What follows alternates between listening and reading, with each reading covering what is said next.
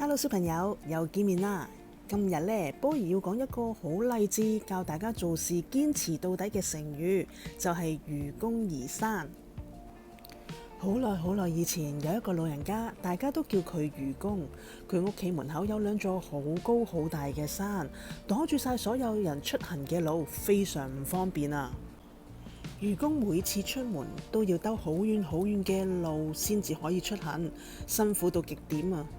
一家人出行都超級唔方便，於是愚公下定決心，一定要將呢兩個山移走，俾後代子孫一條平坦嘅路可以行。第二日，愚公就帶住仔仔、孫仔，拎起鋤頭、擔子，開始掘山。日日都好早起身，好夜先至走，從來都唔偷懶。有個老人家見到，笑佢太傻啦，話個山咁大，憑幾個人之力，一世都搬唔走。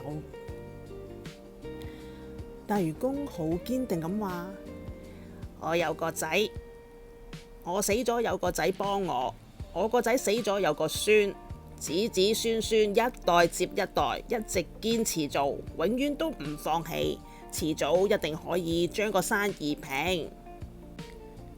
後來愚公嘅精神感動咗上天，天神就幫忙將兩座山移走咗，從此呢度就再冇高山阻擋啦。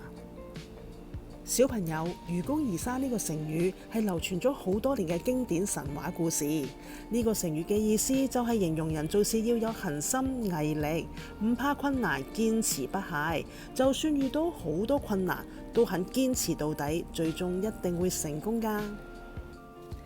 平時我哋可以咁樣用呢個成語：做任何事都要有愚公移山嘅精神，堅持到底就一定成功。記住啦，無論讀書學嘢，遇到困難都唔好退縮，要有愚公移山嘅精神，堅持不懈就一定可以實現自己嘅目標啦。